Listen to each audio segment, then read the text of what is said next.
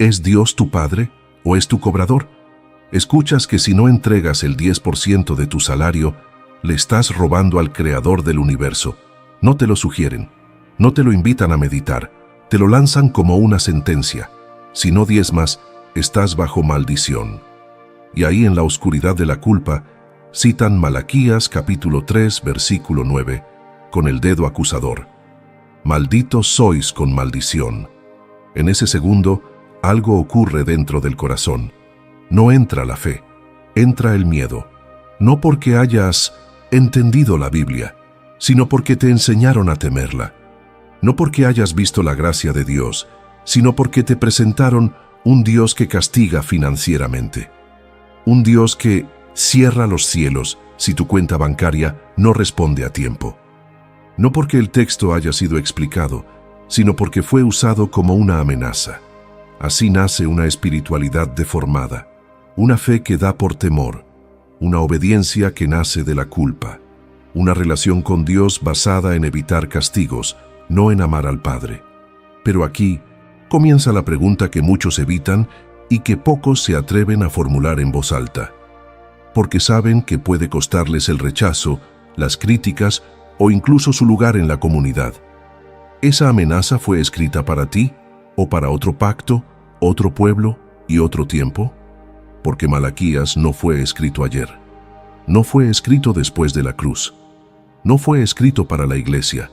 Malaquías fue escrito más de 400 años antes de Cristo, antes del Calvario, antes de la sangre derramada, antes de la gracia revelada, antes del nuevo pacto sellado con la vida del Hijo de Dios. Cuando se ignora este detalle, la Biblia deja de ser buena noticia y se convierte en un instrumento de control. Cuando se olvida el contexto, la Escritura deja de sanar y comienza a herir conciencias sensibles. Charles Spurgeon, el príncipe de los predicadores, advirtió con claridad profética algo que sigue siendo incómodo hasta hoy. Cuando se arranca un texto de su pacto, se convierte en un arma contra la conciencia. Eso es exactamente lo que ocurre cuando se toma Malaquías 3 y se lanza sobre creyentes que viven bajo la gracia. No se predica la verdad completa. Se impone una carga que Cristo ya llevó. Spurgeon también afirmó con profunda sobriedad pastoral: no hay mayor peligro que usar la Escritura sin entender a quién fue dirigida. La Biblia fue escrita para nosotros, pero no toda fue escrita a nosotros. Confundir esto es confundir pactos, y confundir pactos es destruir la libertad cristiana. El Antiguo Testamento está lleno de bendiciones y maldiciones porque estaba basado en un pacto condicional. Obedeces, eres bendecido. Desobedeces, eres maldito. Pero el nuevo pacto no funciona así. Cristo cumplió la ley. Cristo cargó la maldición. Cristo selló un pacto mejor, basado no en lo que el hombre da, sino en lo que Dios ya dio. Por eso Spurgeon declaró con firmeza: la ley mal aplicada produce esclavos, no hijos. Y eso es lo que ocurre cuando se predica el diezmo como amenaza. No se forman hijos confiados, se producen esclavos temerosos, personas que no dan por amor, sino por terror a perder la protección divina. El problema nunca fue dar. La Escritura jamás condena la generosidad. Dios ama al dador alegre. El problema es obligar usando una maldición que Cristo ya cargó. El problema es predicar como si la cruz no hubiera sido suficiente.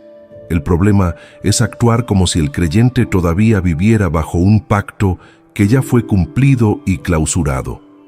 Cuando se obliga a dar con miedo, se niega implícitamente la obra completa de Cristo.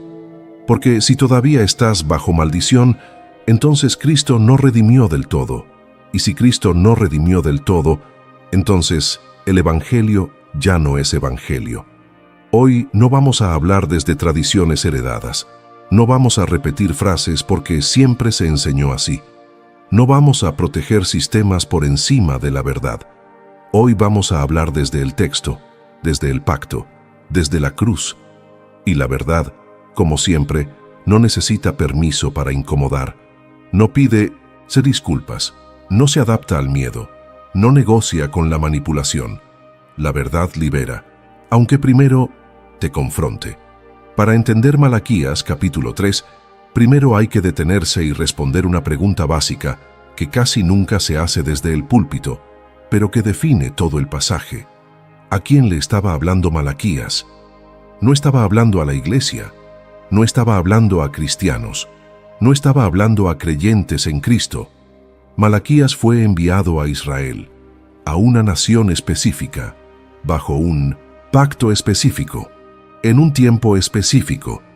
Israel vivía bajo el pacto mosaico, un pacto condicionado por obediencia y desobediencia, un sistema donde las bendiciones y las maldiciones estaban claramente establecidas en función de la fidelidad a la ley. Había un templo físico, un sacerdocio hereditario, una tribu separada para el servicio religioso y un sistema levítico completamente activo. Nada de esto existe hoy en la iglesia. Cuando Malaquías habla, no lo hace en el vacío. Habla dentro de un marco legal, nacional y teológico muy definido.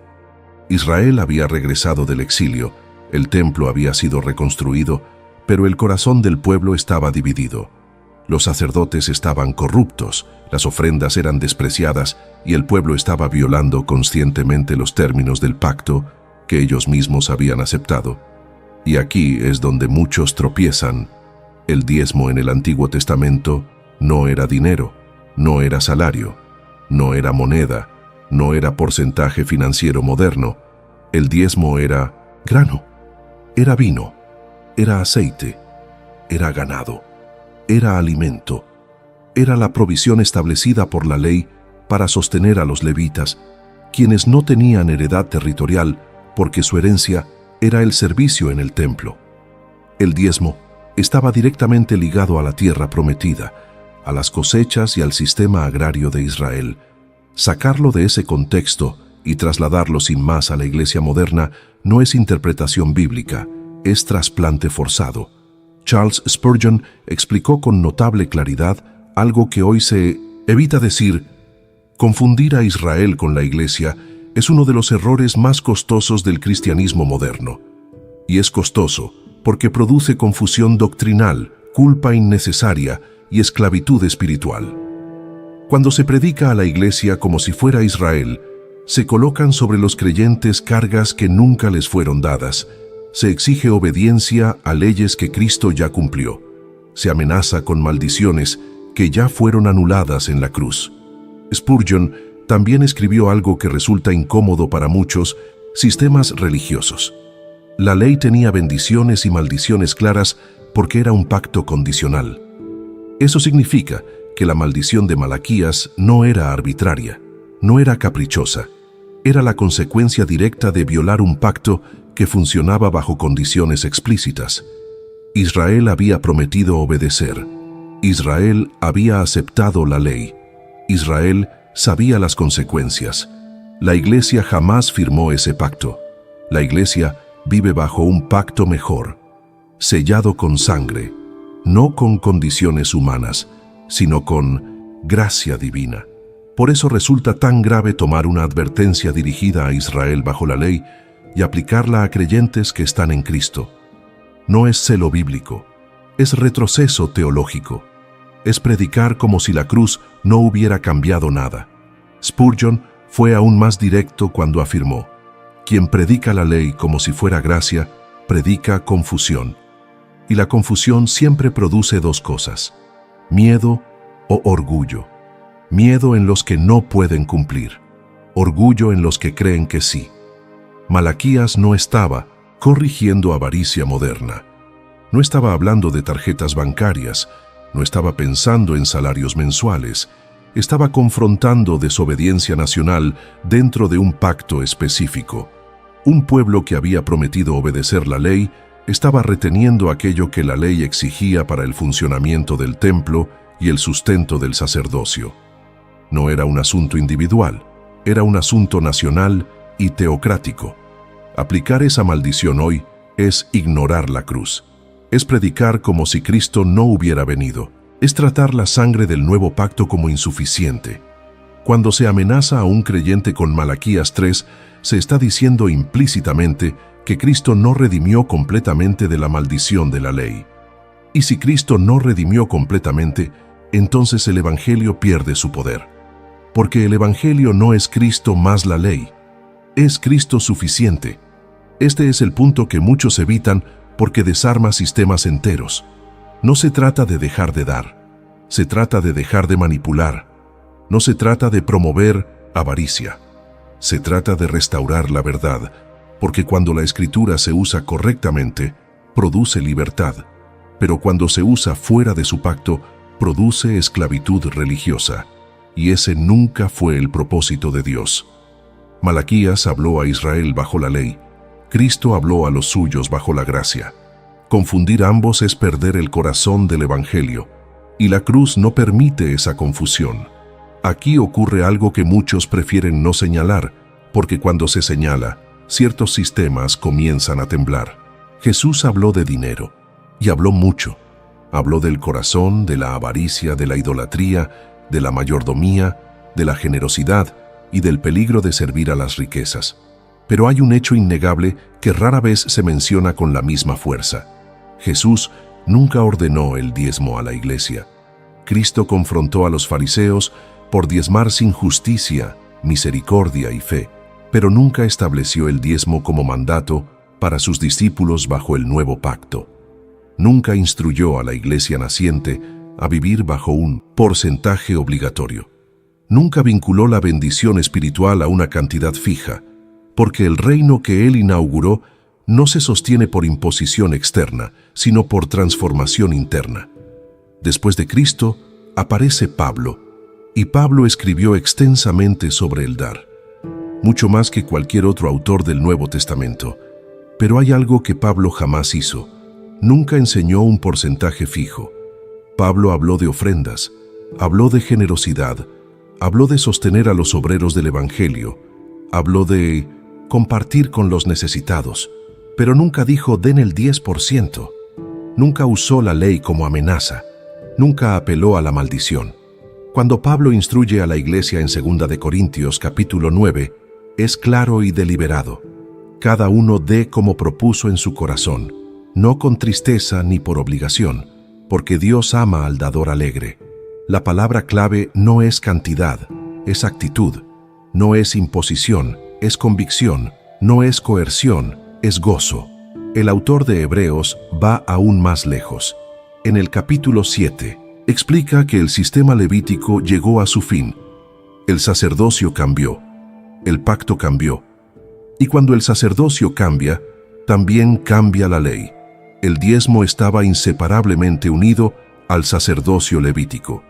Si ese sistema terminó, no puede exigirse su práctica como mandato universal para la Iglesia.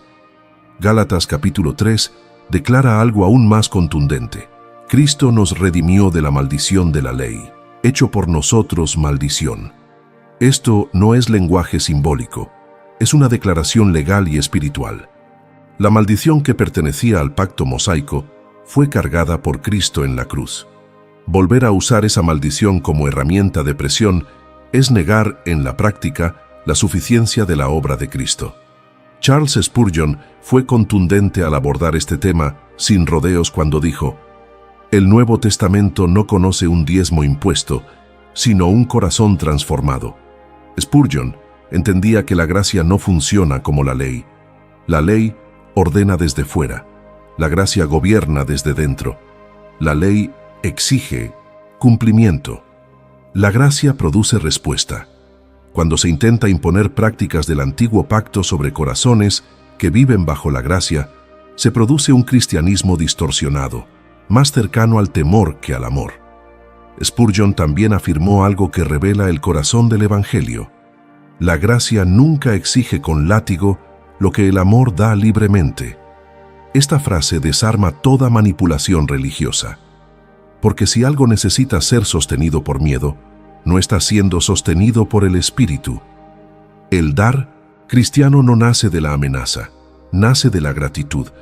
No surge del temor a perder una bendición, sino del gozo de haber recibido una salvación completa. Y Spurgeon fue aún más claro cuando escribió: cuando el Espíritu gobierna, la ley ya no amenaza.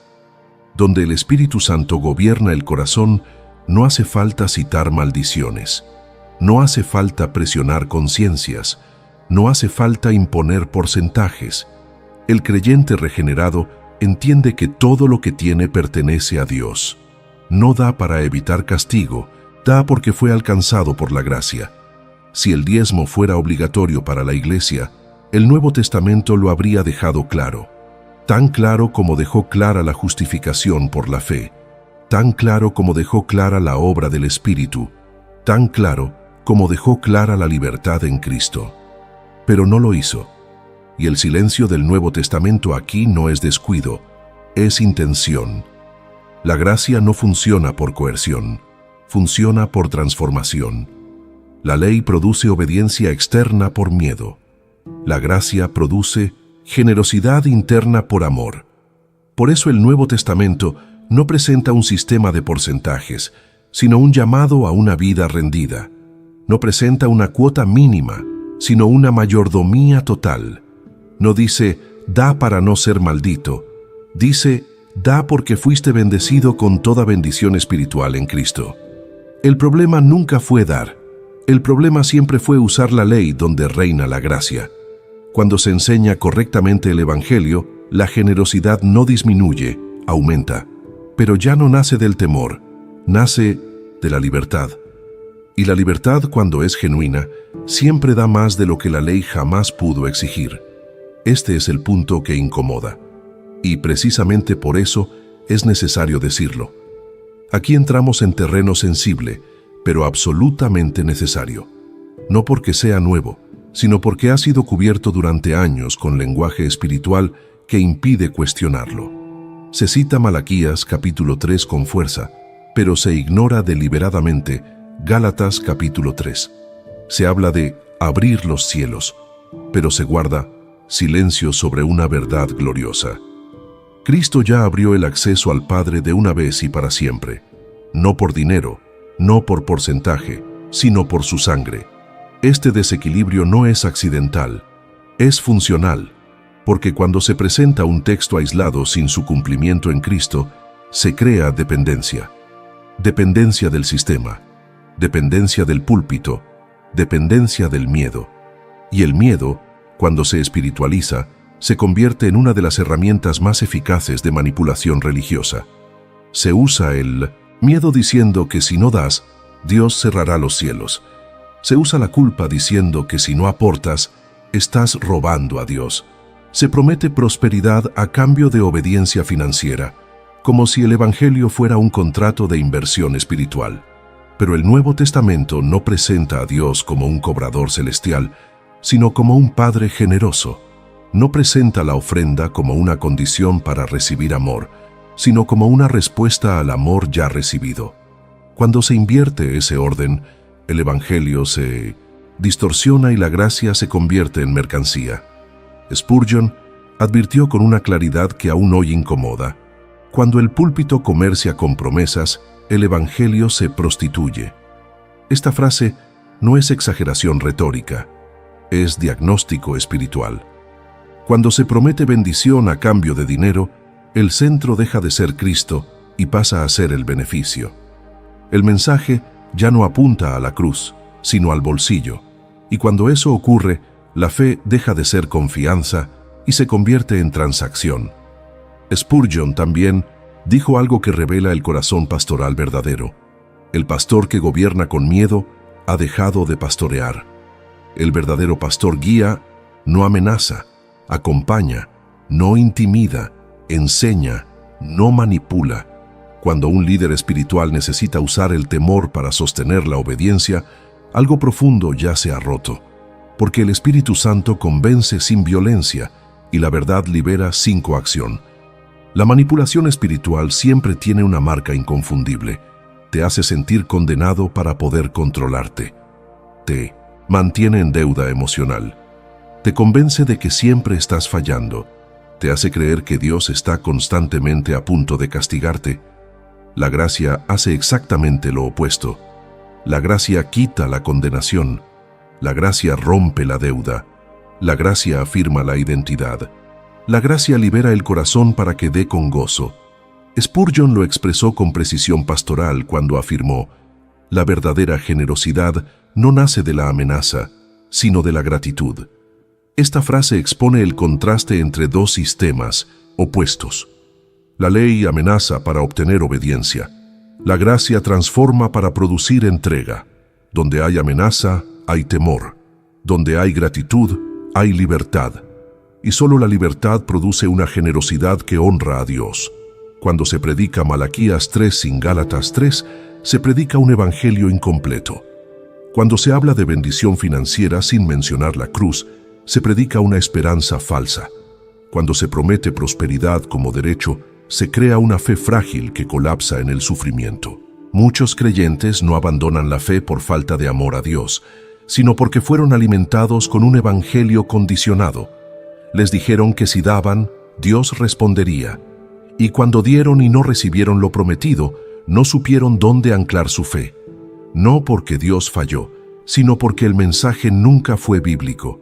La manipulación no siempre grita, a veces sonríe, a veces cita versículos, a veces usa lenguaje piadoso, pero su fruto es el mismo: control en lugar de comunión, miedo en lugar de gozo, dependencia humana en lugar de confianza en Dios.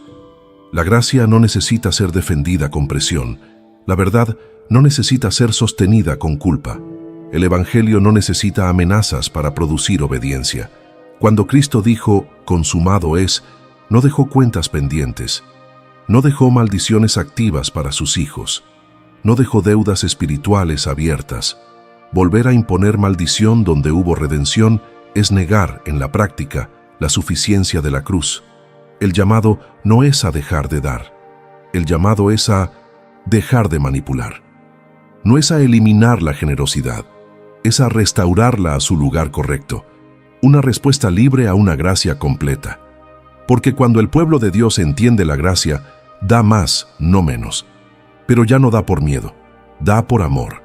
Y ese dar, nacido de la libertad, es el único que verdaderamente glorifica a Dios.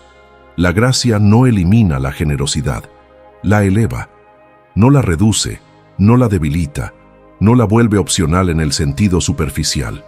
La traslada a un plano más alto, más profundo y más honesto. Bajo la gracia, el dar deja de ser una cuota exigida y se convierte en una expresión del corazón transformado. Ya no nace del temor al castigo, sino del asombro por la misericordia recibida. Dar bajo la gracia es dar voluntariamente, no porque alguien lo vigila, no porque una amenaza lo empuja, no porque una maldición lo persigue. Es dar porque el corazón fue alcanzado por un evangelio que no retiene nada. Es dar conforme Dios prosperó, no conforme un porcentaje impuesto desde fuera. Es dar con gozo, no con ansiedad, con libertad, no con presión, con gratitud, no con miedo. Aquí es donde muchos se confunden. Piensan que al quitar la obligación legal se debilita la entrega. Pero ocurre exactamente lo contrario. La ley puede forzar una conducta externa, pero nunca transforma el corazón. La gracia, en cambio, cambia la raíz. Y cuando la raíz es sana, el fruto es abundante. La ley produce contribuyentes asustados. La gracia forma corazones generosos. Spurgeon lo entendía, con una claridad pastoral que sigue siendo incómoda hoy. Enseñó que un creyente lleno del Evangelio nunca será tacaño, no porque tenga más recursos, sino porque ha entendido que todo lo que posee es recibido, no ganado. El Evangelio destruye la ilusión de propiedad absoluta y la reemplaza por una mayordomía gozosa. El creyente no da para ganar el favor de Dios, da porque ya vive en ese favor. La gracia no produce menos entrega, produce una entrega más pura. Spurgeon lo expresó así: la gracia no produce menos entrega, produce entrega más pura. Esto es crucial. La pureza del dar no se mide por la cantidad, sino por la motivación. Dos personas pueden dar la misma suma, pero una lo hace por miedo y la otra por amor. A los ojos de Dios no son lo mismo. El cielo no contabiliza números, examina corazones. Dar por amor honra más a Dios que dar por obligación. Esta afirmación, también de Spurgeon, dar por amor honra más a Dios que dar por obligación, revela el corazón del nuevo pacto. Dios no necesita dinero. Nunca lo necesitó. Lo que Él busca es un pueblo libre, agradecido y transformado. Cuando el dar se convierte en termómetro espiritual, algo se ha desviado. El dar es fruto, no condición. Ahora bien, la libertad no es excusa para la avaricia. La gracia no es una puerta para justificar la mezquindad ni el egoísmo. El Nuevo Testamento es claro. La gracia forma corazones generosos. Si alguien usa la gracia como pretexto para no dar nada, no ha entendido la gracia. Porque la gracia no endurece, ablanda, no encoge el corazón, lo ensancha, no apaga la compasión, la intensifica. El problema no es que la iglesia enseñe a dar, el problema es cómo se enseña a dar. Cuando se enseña desde la amenaza, se produce obediencia superficial. Cuando se enseña desde la gracia, se produce generosidad profunda. Una se sostiene mientras dura el miedo. La otra permanece incluso cuando nadie está mirando. Dar conforme Dios prosperó implica discernimiento, oración y honestidad. Implica reconocer temporadas distintas. Hay momentos de abundancia y momentos de escasez. La gracia no impone una cifra fija ignorando la realidad del creyente. La gracia enseña a dar con sabiduría, con responsabilidad y con libertad. No compara, no presiona, no humilla. La ofrenda bajo la gracia no es un impuesto espiritual, es un acto de adoración. No se da para comprar bendición, sino como respuesta a la bendición ya recibida. No se da para abrir los cielos, porque los cielos ya fueron abiertos en Cristo. No se da para evitar una maldición, porque la maldición ya fue cargada en la cruz. Cuando esto se entiende, el dar deja de ser una carga y se convierte en privilegio. El creyente ya no pregunta, ¿cuánto tengo que dar?, sino, ¿cómo puedo honrar a Dios con lo que Él me confió? La pregunta cambia porque el corazón cambió. Y cuando el corazón cambia, la práctica lo sigue. La gracia forma personas que dan aun cuando no hay promesa de retorno inmediato. Personas que sostienen la obra de Dios no por presión institucional, sino por amor al reino. Personas que no necesitan ser manipuladas porque han sido convencidas por la verdad. Personas que no dan para ser vistas, sino porque han visto la gracia. En un contexto donde tantos han sido heridos por la manipulación financiera, es urgente restaurar el dar a su lugar bíblico. No como una ley disfrazada de gracia, ni como una libertad usada para el egoísmo, sino como una respuesta madura al Evangelio. La gracia no empobrece a la iglesia, la purifica, no la debilita, la fortalece. Porque al final Dios no busca contribuyentes asustados, sino hijos agradecidos. No busca porcentajes exactos, sino corazones rendidos. Y cuando la gracia gobierna, la generosidad no necesita ser exigida. Fluye. Entonces, la pregunta final no es simplemente ¿debo diezmar? Esa pregunta, aunque común, es incompleta. Es una pregunta heredada de un sistema que ya fue cumplido. La pregunta verdaderamente bíblica es mucho más profunda y mucho más confrontadora. ¿Estoy viviendo bajo la ley o bajo la gracia? Porque la forma en que das revela el pacto bajo el cual estás caminando. Si das por miedo, por presión, por amenaza o por culpa, no estás dando en libertad. Si das para evitar una maldición, no estás honrando la cruz. Si das para comprar bendición, no estás descansando en el Evangelio. La respuesta bíblica es clara, aunque a muchos les incomode. No debes dar bajo maldición, pero sí puedes dar con libertad. La cruz no dejó asuntos pendientes. Cristo no murió parcialmente. No cargó solo algunos pecados, ni solo algunas maldiciones. La Escritura afirma que Él se hizo maldición por nosotros, para que nosotros fuéramos hechos justicia. Volver a imponer una maldición financiera al creyente es ignorar el alcance total de la obra de Cristo. Spurgeon cerró este tema con una claridad que aún hoy sacude conciencias. Cristo No nos liberó de la ley para volver a esclavizarnos con ella. Esto no es rebeldía doctrinal, es fidelidad al Evangelio. La gracia no nos saca de una jaula para encerrarnos en otra con lenguaje religioso. También afirmó con firmeza: la cruz no dejó maldiciones pendientes. Nada quedó a medio pagar. Nada quedó condicionado a un porcentaje. Nada quedó sujeto a amenazas posteriores. Todo fue consumado. Cuando esto se entiende, el dar deja de ser una carga espiritual y se convierte en una respuesta de adoración. Y escribió con autoridad eterna una verdad que resume todo este mensaje. Donde reina la gracia, el dar fluye sin cadenas. No empujado, no manipulado, no negociado. Fluye, da, sí, pero da libre. Da con gozo, no con temor. Da con verdad, no con culpa. Da como hijo, no como esclavo. Da porque amas a Dios, no porque temes perder su favor. La gracia no produce creyentes avaros, produce creyentes conscientes, conscientes de que todo proviene de Dios, conscientes de que nada puede comprar lo que ya fue dado, conscientes de que el reino se sostiene con generosidad, no con coerción. Pero tampoco uses la libertad como excusa para la indiferencia. La gracia no es indiferencia. La gracia es una fuerza que transforma prioridades. Un corazón tocado por el Evangelio nunca pregunta cuánto es lo mínimo. Pregunta, ¿cómo puede honrar mejor al Dios que lo rescató? Si alguien te obliga a dar usando miedo, no está predicando gracia. Si alguien te amenaza con maldición, no está predicando cruz. Si alguien te controla con culpa, no está pastoreando, está manipulando. No permitas que nadie vuelva a ponerte una carga que Cristo ya quitó. No permitas que te roben la libertad que fue comprada con sangre. No permitas que la Escritura sea usada como arma contra tu conciencia. Este canal no existe para agradar sistemas, existe para abrir la Escritura, para liberar conciencias, para decir las verdades bíblicas que muchos prefieren callar.